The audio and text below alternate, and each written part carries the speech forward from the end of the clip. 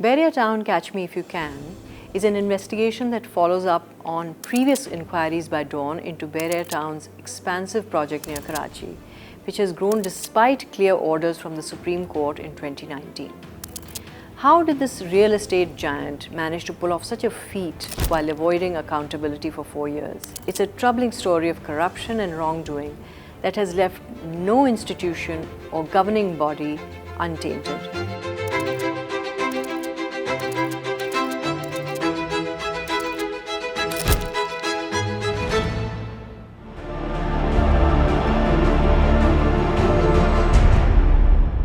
This report is set against the backdrop of 3 key Supreme Court verdicts. The first came on May 4, 2018, a landmark decision where the Supreme Court determined that Bahria Town had unlawfully obtained land in Karachi's Malid district. The court directed the National Accountability Bureau to file references against all those implicated in the scandal. However, the court also acknowledged the existence of third-party interests in the land, which it deemed significant. Consequently, another Supreme Court bench was established to enforce the May 4 verdict. The implementation bench directed the Board of Revenue Sindh along with Suparco and Survey of Pakistan to create a map illustrating Bahria Town's land holdings and ongoing development projects. Following extensive negotiations with Bahria, the Supreme Court eventually approved the company's proposal to acquire 16,896 acres of land for 460 billion. The verdict, which was issued on March 21, 2019, outlined a detailed 7-year schedule for Bahria to make payments in installments. In its verdict, the court explicitly stated that Bahria Town Limited has no right, title, interest or possession of any other land owned by the government of Sindh other than the 16,896 acres. The Government of Sindh and the Malid Development Authority shall ensure that any land beyond this stands retrieved and no excess land shall be allowed to be occupied by BTLK. Any violation of this direction shall entail criminal action against both the functionaries of Government of Sindh, MDA and the management of BTLK or whoever is found responsible. It is important to note that not 1 inch of the 16,896 acres was situated in Jamshoro district, which is adjacent to Malid district. Now on to the third significant verdict in this narrative. In October 2023, a Supreme Court bench led by Chief Justice of Pakistan, Qazi Faiz Isa, mandated a survey to ascertain Bahria Town's actual land holdings and whether any additional land had been encroached upon.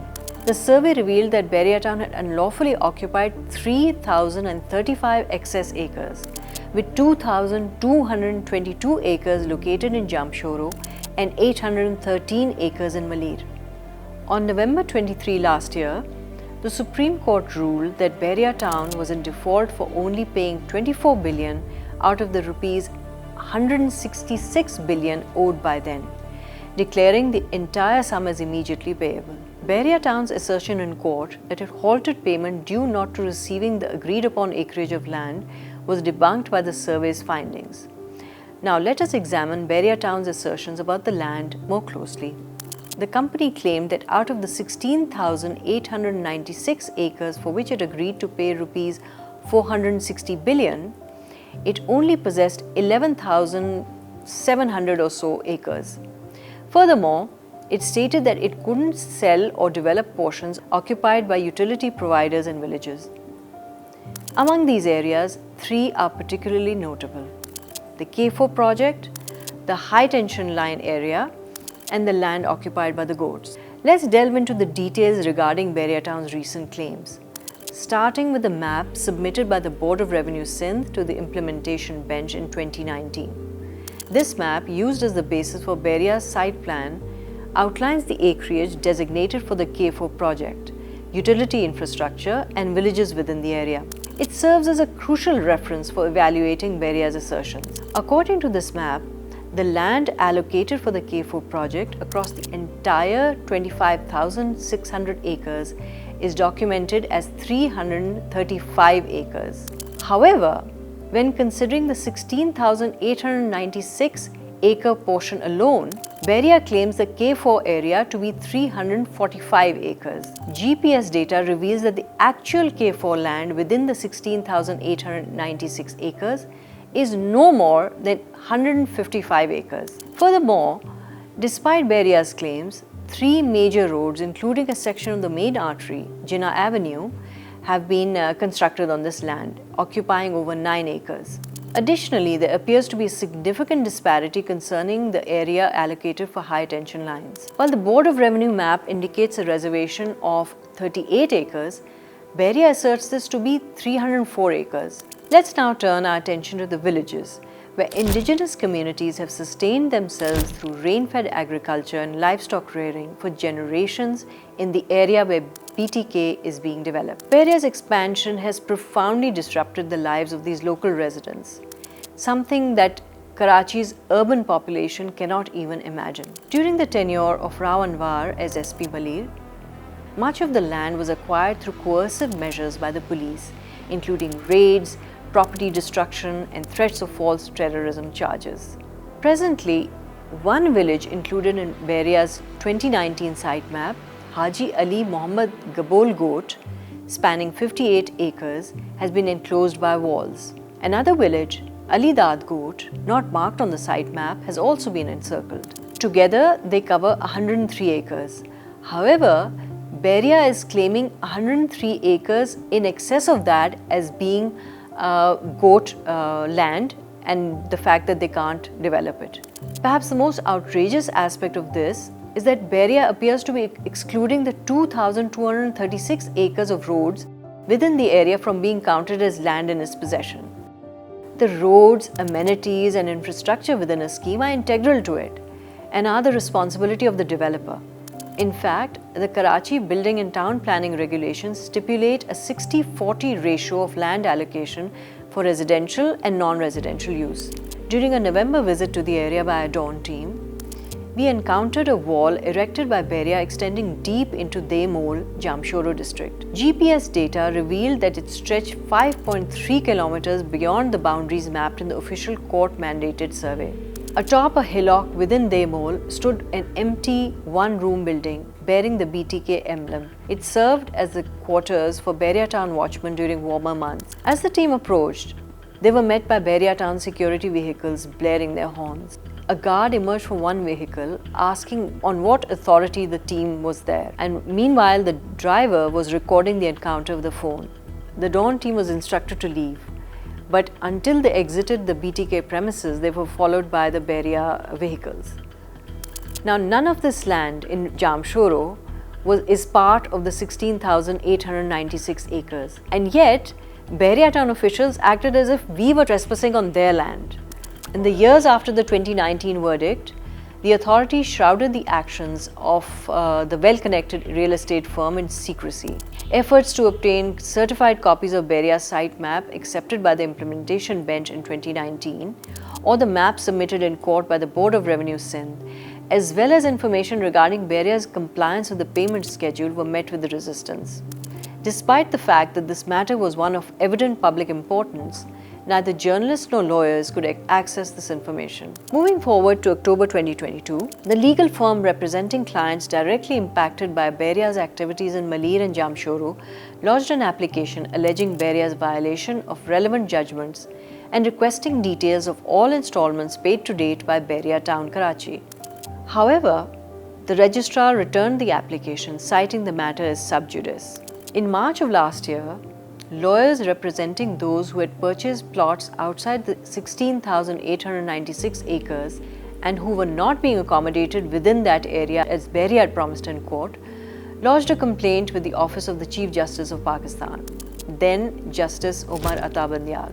The complaint highlighted that despite numerous applications, court officers were refusing to provide certified copies of the maps and documents submitted during the Apex Court's hearings on the case. An excerpt from the complaint reads, "The court officers, in an arbitrary exercise, orally refused to grant such copies without providing an official order or reasons for the same. It is a settled matter that documents filed in court form part of the public judicial records, which are public in nature, and the same are open to inspection and perusal by the public. In April 2023, the Office of the Supreme Court Registrar responded in writing, refusing to provide the certified maps and documents.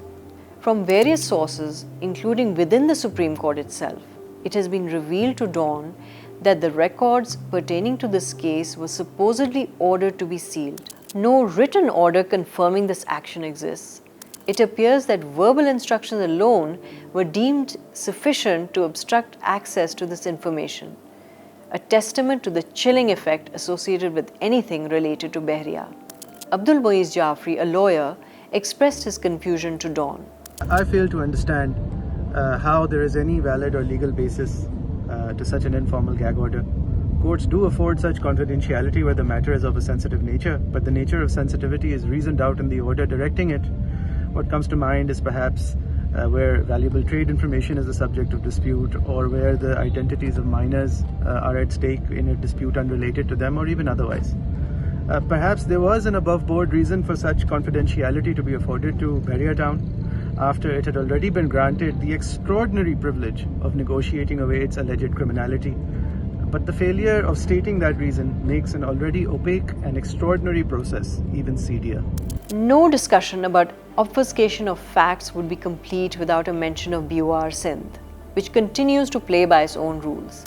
In a suo motu case back in 2011, Chief Justice Iftikhar Chaudhary demanded the digitization of Sindh's entire revenue record due to rampant corruption and land grabbing. This led to the creation of the Land Administration and Revenue Management Information System, costing billions of rupees. Initially, land records were easily accessible online. However, access has dwindled over the years, with crucial links disabled. This undermines the very concept of transparency and is a violation of the Supreme Court's order. Behind the scenes, Bahria Town continued its expansion to Jamshoro unabated.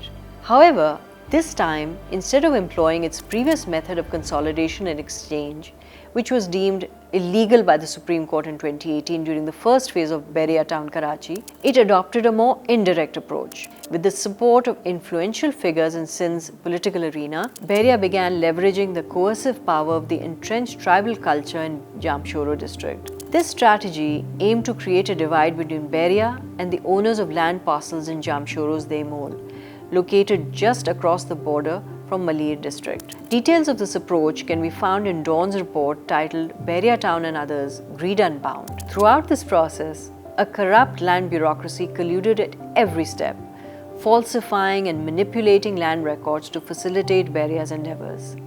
Bahria Town did not respond to Dawn's repeated inquiries regarding the issues raised in this report. Finally, one can say that the investigation into Bahria Town's actions reveals a troubling narrative of corruption and secrecy. Despite unanswered questions and hidden records, the plight of affected communities remains unresolved.